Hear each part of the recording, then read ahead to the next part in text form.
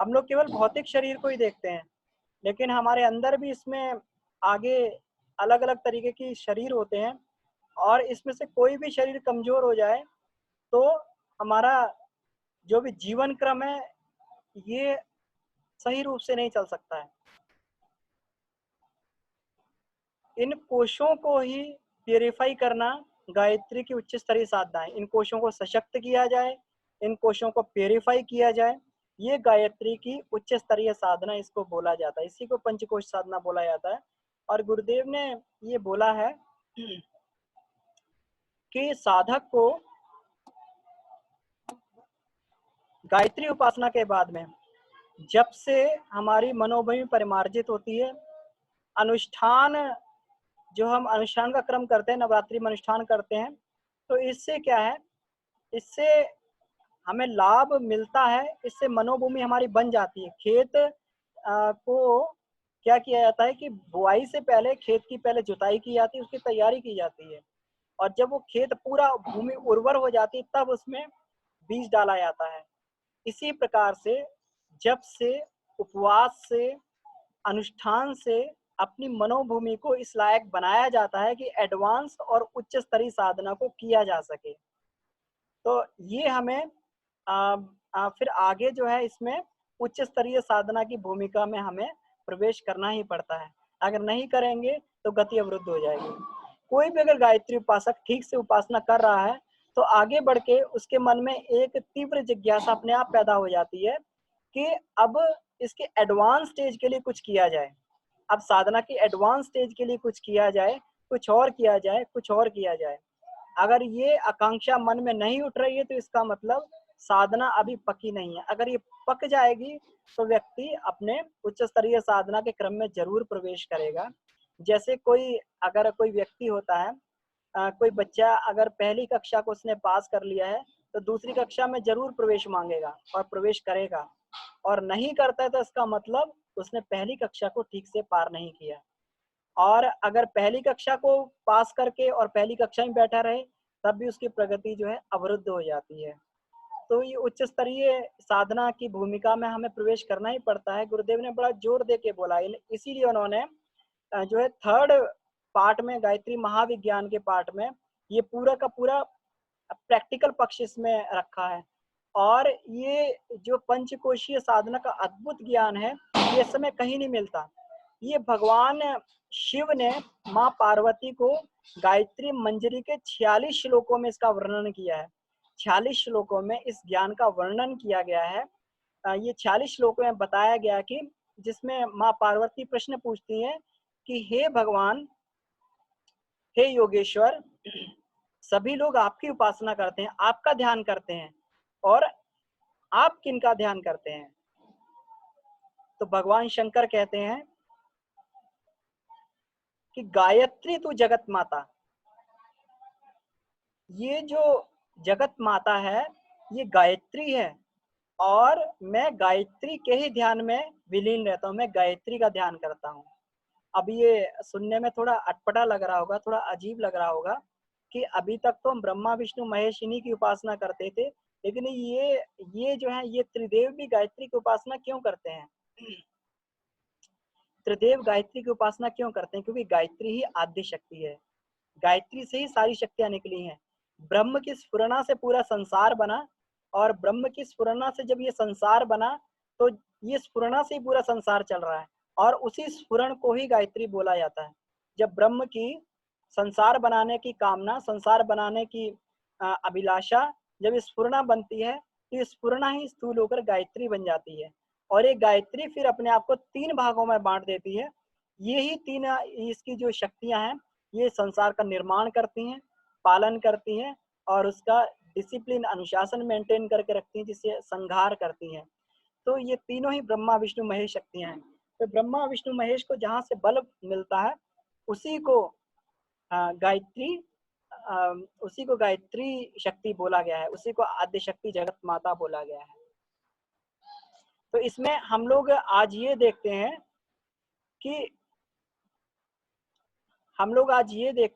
कि गायत्री उपासना से, ये गायत्री की पंचकोशी साधना से हमें लाभ क्या मिलते हैं। पहले लाभों की चर्चा कर ली जाए। क्योंकि मनुष्य मन का ये स्वभाव होता है कि लाभ के बिना ये आगे नहीं बढ़ता है, पहले लाभ देख लेता है कि लाभ क्या है इसमें। जी, तो इसमें मैं आपको एक इसमें गायत्री महाविज्ञान में से ही मैंने ये पीपीटी बनाई थी, तो मैं आपको शेयर करता हूँ पीपीटी, तो इसमें अपन लोग ये देख लेंगे।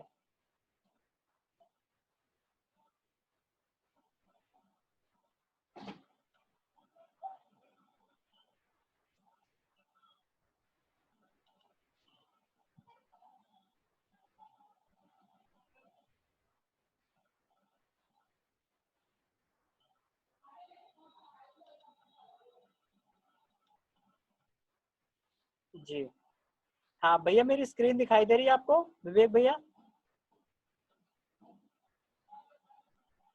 हाँ विवेक भैया,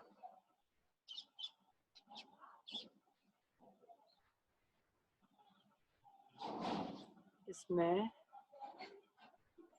विवेक भैया शायद, भैया अभी चल रहा है शायद, अभी पूरी तरीके से आई नहीं है, वो उसको चला रहा है शायद। अच्छा अभी शेयर हो रहा है ना?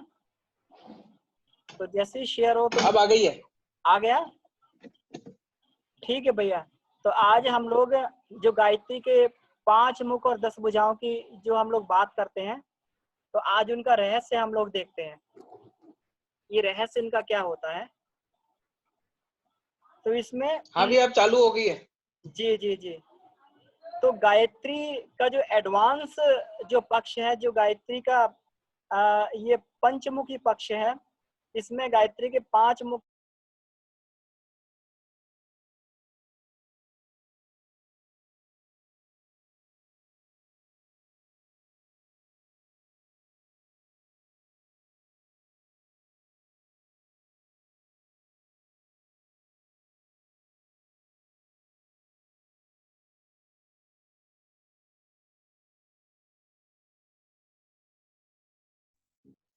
हाँ भैया थोड़ा सा इशू आ रहा है। Hello hello.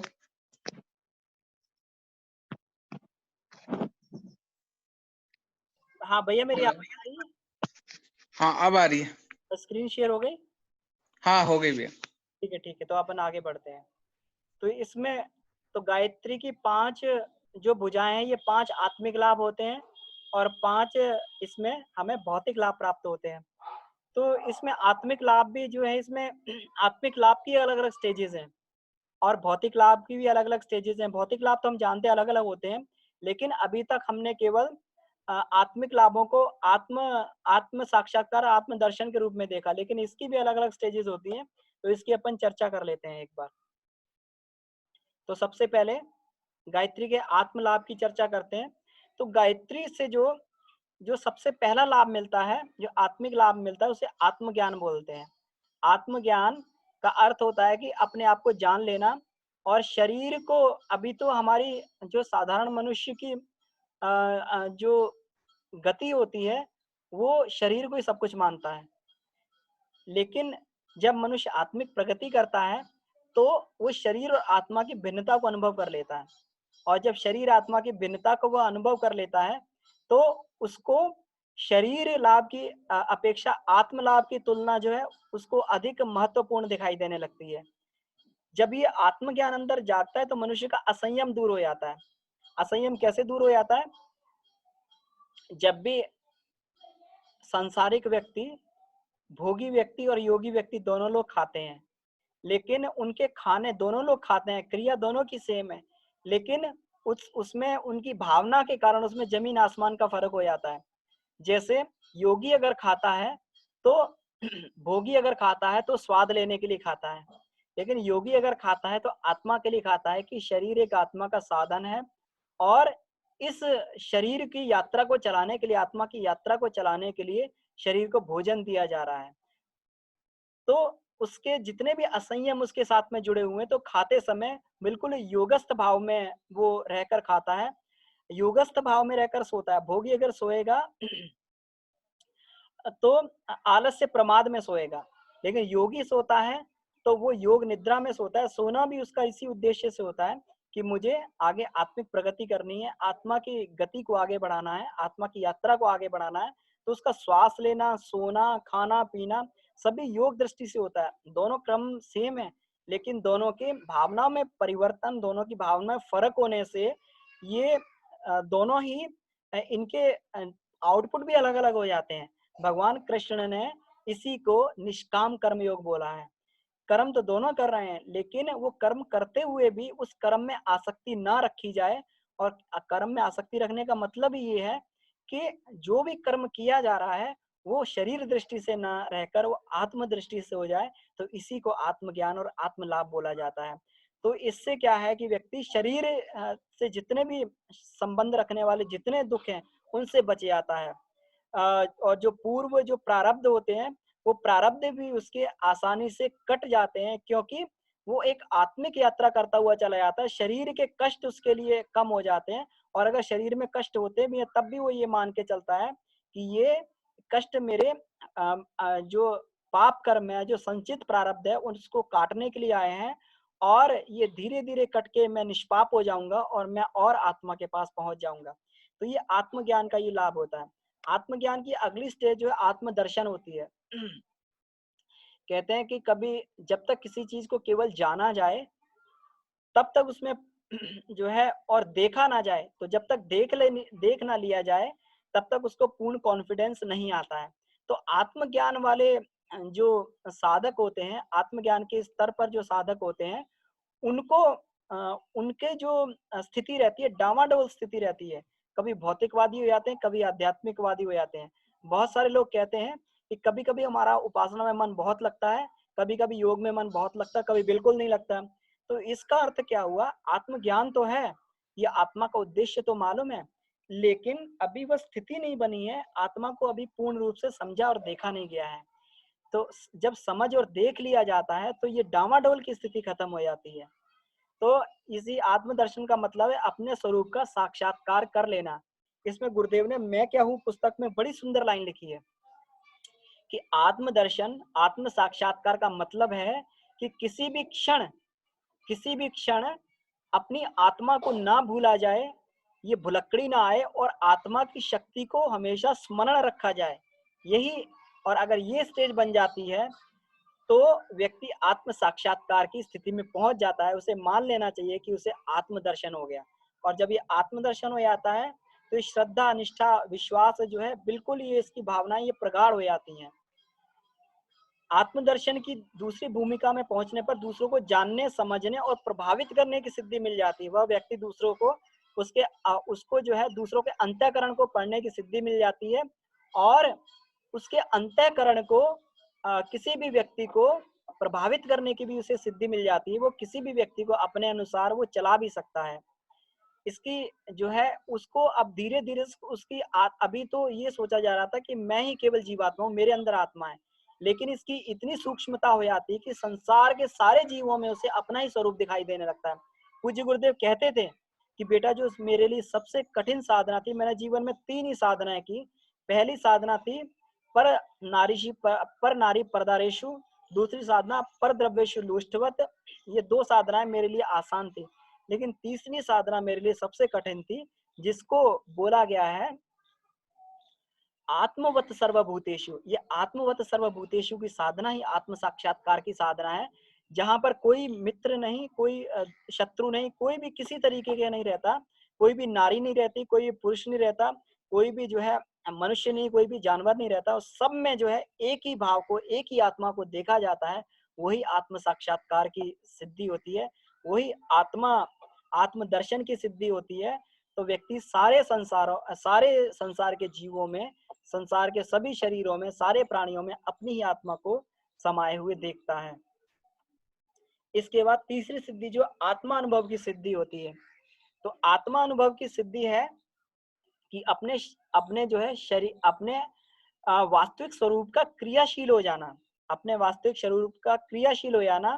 तो जो भी इसमें अध्यात्म में जितने भी सिद्धांत बताए हैं वो अपने आप जो है व्यक्ति के अंदर क्रियाशील हो जाते हैं। वो अंदर और बाहर से बिल्कुल और उसकी एक ही जैसी स्थिति हो जाती है। वो अपने आत्मा अनुशासन में ही चलने लगता है, आत्मा अनुशासन में ही चलने लगता है। तो जो कार्य जो है साधारण मनुष्य को जो लगते हैं कि ये पर्वत की तरह है, ये मैं कैसे करूंगा, वो व्यक्ति एकदम उसको बिल्कुल आसानी से उनको एकदम जो है ठोकर मार के उनको तोड़ देता है। उनकी मान्यताओं को बिल्कुल ठोकर मार के तोड़ देता है और वो आगे बढ़ता हुआ चला जाता है। आदि गुरु शंकराचार्य आदि गुरु शंकराचार्य की कहानी हम सबने सुनी होगी। बचपन में ही वो आत्मज्ञानी थे और अपने जिस परिवार के संबंध के लिए हम लोग अपना सब कुछ खपाते रहते हैं, उन्होंने उस परिवार के संबंध को बिल्कुल एकदम ठोकर से तोड़ दिया और उन्होंने कहा कि माँ, अगर तू चाहती है कि मुझे अगर उसमें नदी में जाके उन्होंने कहा कि माँ, मुझे मगर ने पकड़ लिया है और अगर तू चाहती है कि मगर मुझे छोड़ दे तो मुझे शिव को अर्पित कर दे। तो माँ ने डर के कहा कि ठीक है, मैं तुझे आज शिव को देती हूँ। तो वो तुरंत सब कुछ छोड़ छाड़ के चले गए। तो जो व्यक्ति कहीं पे भी अपनी दुर्बलताओं में नहीं फंसता है और उसका अंतःकरण और उसका बाहरी भाग बिल्कुल एक जैसा हो जाए, तो उसको आत्मा अनुभव की स्थिति बोला जाता है कि बिल्कुल आत्मा को अनुभव कर लिया गया है और अंदर और बाहर का बिल्कुल एकदम दृष्टिकोण हमारा बिल्कुल बराबर हो गया है। तो ये आत्म अनुभव को सूक्ष्म प्रकृति की गतिविधि मालूम करने की सिद्धि पड़ जाती है। वो उस व्यक्ति को ये सिद्धि मिल जाती है कि प्रकृति के जितने भी परिवर्तन हो रहे हैं वो जान लेता है। पूज्य गुरुदेव जितने भी प्रकृति में परिवर्तन होते थे जान लेते थे। बहुत सारी विभीषिकाएं आती थी, उसको जान लेते थे और जान के और उसको पहले से ही बता देते थे, पहले से ही उसका जो है निराकरण कर देते थे। तो आत्म अनुभव वाले जो है आत्मा की ये सिद्धि होती है। चौथा हमारा जो इसमें आगे स्वरूप क्रियाशील होता है, इसको आत्मलाभ बोला गया है। आत्मलाभ का मतलब ये हुआ कि वो व्यक्ति बिल्कुल अग्नि स्वरूप मतलब ईश्वर स्वरूप बन जाता है, बिल्कुल परमात्मा स्वरूप बन गया। अभी आत्मा और परमात्मा में भेद था, लेकिन अब तो उसके अंदर की, क्योंकि आत्मा अपने अंदर संपूर्ण ईश्वर की शक्तियों को लेके आता है, लेकिन जब उस पे मल का उस पर जो है एक आवरण बन जाता है तो आत्मा और परमात्मा भिन्न हो जाता है। लेकिन जैसे ही वो जैसे कहते हैं कि लोहे को अग्नि में तपा दिया जाए तो उसकी सारी अशुद्धियां दूर होके और बिल्कुल प्योरीफाइड स्टेट में आ जाता है। सोने को तपा दिया जाए तो सोने की अशुद्धियां दूर होके बिल्कुल प्योरीफाइड स्टेट में आ जाता है। तो इससे जो है आत्मलाभ वाले व्यक्ति को बिल्कुल जिस तरीके की उसकी आत्मा है बिल्कुल वैसा ही उसका स्वरूप बन जाता है। वो एकदम सत्य की प्रत्यक्ष मूर्ति हो जाता है, ईश्वर की प्रत्यक्ष मूर्ति बन जाता है। ऐसे लोगों को ये सिद्धि मिल जाती है कि उनके आसपास का वातावरण इतना शांत हो जाता है कि कोई भी अगर उस वातावरण में आ जाए तो वो शांति का अनुभव करता है। जिस प्रकार से ऋषि मुनि लोग जंगलों में रहते थे और कोई उनके आश्रम में अगर प्रवेश करता था, कोई सिंह भी प्रवेश कर आता था, तो सिंह और जो है बकरी एक ही घाट पे पानी पीते थे। क्यों? क्योंकि वो उस ऋषि के प्रभाव से पूरे के पूरे क्षेत्र का वातावरण बदल जाता था। तो जो भी इस तरीके के लोग होते हैं, जो भी इस तरीके की आत्माएं होती है, उनके सानिध्य में जाके एक असीम शांति की अनुभूति होती है और सारी की सारी जो शक्तियां परमात्मा में होती है वो उस आत्मा में भी सारी की सारी प्रकट हो जाती हैं। वो बिल्कुल परमात्मा स्वरूप हो जाता है और परमात्मा की शक्तियों को वो बिल्कुल अपने तरीके से जो है उनका प्रयोग कर सकता है। इसके बाद नेक्स्ट जो होता है आत्म कल्याण है। यही सह समाधि की कैवल्य की स्थिति है, जिसे महर्षि पतंजलि ने बोला कैवल्य पाद बोला। समाधि पाद, साधन पाद, विभूति पाद और कैवल्य पाद। कैवल्य का मतलब हो गया, कैवल्य का मतलब होता है, कैवल्य का मतलब केवल एक, जिसे हम बोलते हैं ब्रह्मानंदम परम सुखदम केवलम ज्ञान मूर्ति। वो केवल है, उसका कोई दूसरा स्वरूप नहीं है, वो केवल एक ही है, ब्रह्म केवल एक ही है। तो जब ब्राह्मी भाव में प्रतिष्ठित हो जाया जाए, जब स्थित प्रज्ञ वाली स्थिति मिल जाए, परम हंस वाली गति मिल जाए, तो उसी को जो है ये आत्म कल्याण वाली स्थिति बोला जाता है। ये जीवन मुक्त स्थिति है। ऐसी आत्माएं पुनः कभी जो है जीवन में पुनः कभी किसी शरीर में नहीं प्रविष्ट होती हैं। अगर होती हैं तो अपनी इच्छा से प्रविष्ट होती हैं। भगवान कृष्ण ने कहा कि अर्जुन, तुझ में और मुझ में यही फर्क है कि तू जो है अपने कर्मवश आकर तू अपनी योनि लेता है, लेकिन मैं जब मनुष्य शरीर में प्रकट होता हूँ तो अपनी माया को अपने अधीन होकर प्रकट होता हूँ। मुझे कोई भी ऐसी बाध्यता नहीं है, कोई भी प्रकट नहीं होना, लेकिन जब भी मुझे प्रकट होना पड़ता है अवतार रूप में, तो मैं अपनी माया को अपने अधीन होकर जो है तब प्रकट होता हूँ। यही मेरी और तेरी स्थिति में फर्क है। यही ब्रह्म निर्वाण स्थिति होती है। अक्षय आनंद की स्थिति इसी बोला जाता है। सहज समाधि की स्थिति यही बोला जाता है जो गायत्री महाविज्ञान में, जो आनंदमय कोश की साधना में जो सहज समाधि मिलती है।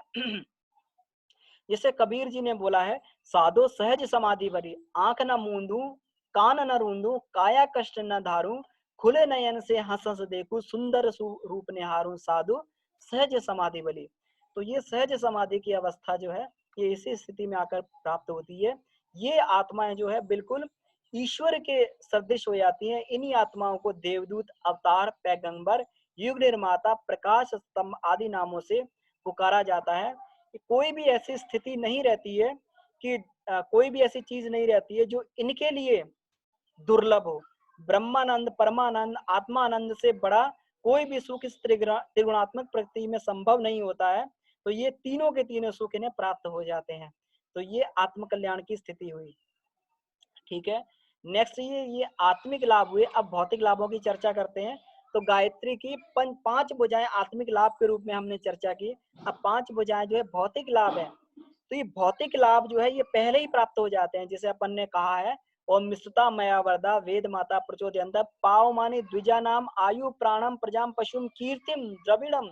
ये सारे के सारे जो है भौतिक लाभ व्यक्ति को प्राप्त हो जाते हैं। निरोगता, गायत्री उपासक जो है उसका आहार विहार इतना संयमित हो जाता है कि उसको कभी भी जो है आलस्य नहीं होता, कभी भी उसको बीमारी के रूप में कष्ट भोगना नहीं पड़ता। श्रमशीलता का अभ्यास उसको हो जाता है।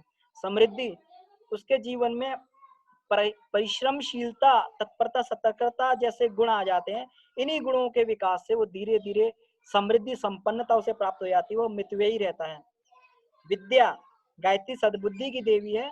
गायत्री उपासक के अंदर वेदों का ज्ञान का आविर्भाव अपने आप हो जाता है। भले ही वो वेदों और उपनिषद को नहीं पढ़ता है, लेकिन फिर भी जो है उसके अंदर वो ज्ञान अपने आप प्रस्फुटित हो जाता है। वो सारे वेदों का ज्ञाता, सारे उपनिषदों का, सारे आर्य साहित्य का ज्ञाता हो जाता है।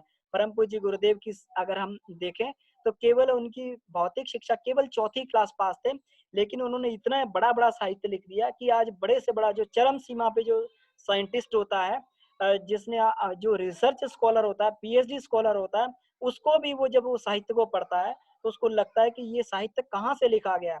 बिल्कुल एकदम ब्राह्मी भाव में होकर उन्होंने साहित्य लिखा। तो गायत्री विद्या की देवी है। विद्या का प्रस्फुटन जो है गायत्री साधक के अंदर स्वतः हो जाता है।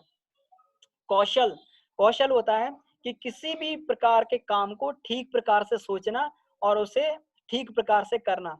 तो ये गायत्री उपासक जो है विवेक स्थिति में रहने से उसका हर एक काम जो है समझदारी वाला होता है। उसके हर एक कार्य जो है कुशलता के साथ पूरा करता है। अब समाज में हर एक क्षेत्र में जहां पर भी वो कार्य करता है तो अब सफलताओं को ही प्राप्त करता है। उसके सारे समाज में सराहना होती है उसके कौशल के रूप में। मैत्री, गायत्री के उपासक की जो है सद्गुण वृद्धि से उसका पूरे संसार में जो है उसकी जिसे बोलते हैं प्रजाम पशुम कीर्ति, उसकी पूरे प्रजा पशु कीर्ति उसकी इतनी फैल जाती है कि हर जगह उसके मित्र होते हैं। हर जगह जो उसका नम्रता, सौहार्द, सेवा भाव, प्रसन्नता, उदारता, दयालुता, निरंकारिता, सज्जनता जैसी विशेषताएं उसमें उत्पन्न हो जाती हैं और सारे संसार का प्रेम उसको प्राप्त होता है। ये सृष्टि में बिल्कुल हर कोई उसको अपना लगता है। उसका पूरा का पूरा सृष्टि, पूरा का पूरा परिवार, सृष्टि उसका परिवार बन जाता है। इतनी आत्मीयता उसके अंदर विकसित हो जाती है। तो ये सारे के सारे इसमें हमें लाभ प्राप्त होते हैं। तो अगर कोई इसमें प्रश्न है तो पूछ सकते हैं। भैया अभी 2 मिनट का समय है। इसमें अगर कोई प्रश्न पूछना चाहे तो अपना हैंड भी रेज कर सकते हैं या चैट में अपना प्रश्न डाल सकते हैं। जी भैया। भैया इसके ये चैप्टर कौन सा है गायत्री महाविज्ञान का? भैया ये आपको मिलेगा गायत्री की पंचकोशी साधना, उसकी उपलब्धियां, भाग 13 में, वांग्मय नंबर 13 में आपको ये मिलेगा। अच्छा, ये गायत्री महाविज्ञान में नहीं है ना? नहीं, ये गायत्री महाविज्ञान में नहीं दिया हुआ है, क्योंकि इसमें जो है बहुत सारा पाठ जब गुरुदेव ने 84 के समय में जब ये पंचकोशी साधना के ऊपर उन्होंने अखंड ज्योति विशेषांक निकाले थे और बहुत सारी उन्होंने किताबें प्रकाशित की थी, तो ये बहुत सारा पाठ जो है उस समय वहां से संकलित किया गया। तो वांग्मय में आपको बहुत सारी चीजें मिल जाएंगी जो थर्ड पार्ट में नहीं है। तो ये विस्तृत विवेचन वांग्मय में मिल जाएगा आपको, भाग 13 में। ठीक है। जी, तो इसको और डिटेल में पढ़ा जा सकता है। जी। और किन्हीं का कोई प्रश्न हो तो हैंड रेज कर सकते हैं।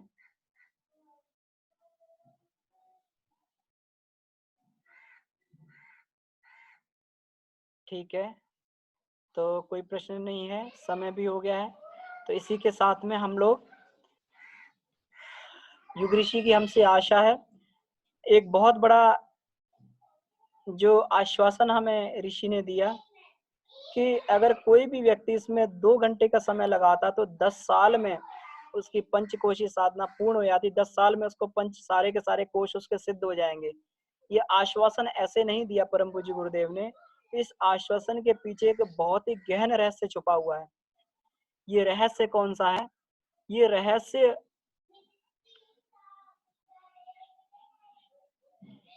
वह रहस्य है जब परम पूज्य गुरुदेव ने एक बार इसको बोला भी था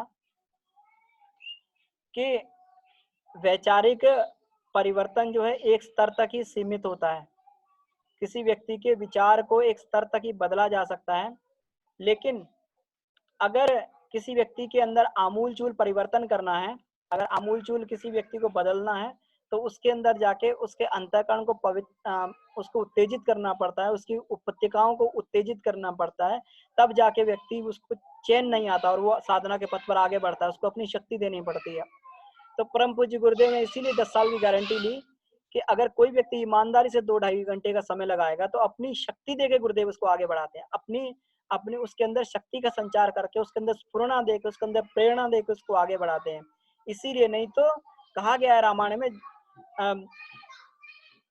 जन्म जन्म मुनि यतन कराही, कि जन्म जन्म मुनियों को यतन करते हुए लगे आते हैं, तब भी जो आत्म साक्षात्कार और ये आत्मा उसको प्राप्त नहीं होती। लेकिन परम पूज्य गुरुदेव ने 10 साल में ही उन्होंने कहा, 90 में उन्होंने शरीर छोड़ा और 10 साल में उन्होंने कहा युग परिवर्तन हो जाएगा। तो उन्होंने इसीलिए कहा कि कुछ हमारे अगर 10,000 लोग भी अगर हीरो की अगर 10 साल भी अगर निष्ठा से साधना करते तो 10,000 हीरे 2,000 तक हो जाते और देखते ही देखते वो पूरे विश्व को बदल डालते। तो गुरुदेव की योजना बड़ी फुल प्रूफ योजना थी।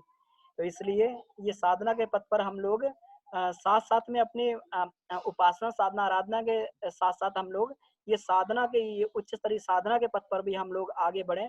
गुरुदेव चाहते थे केवल 4% बच्चे हमारे रिसर्च में उतर जाएं और रिसर्च करें और इसमें बिल्कुल रिसर्च स्तर का कार्य करते हुए पूरे विश्व को प्रकाश बांटें। ठीक है, आज की क्लास को यहीं विराम देते हैं। ठीक है, आप सभी को धन्यवाद। कल फिर इसी समय हम लोग मिलेंगे।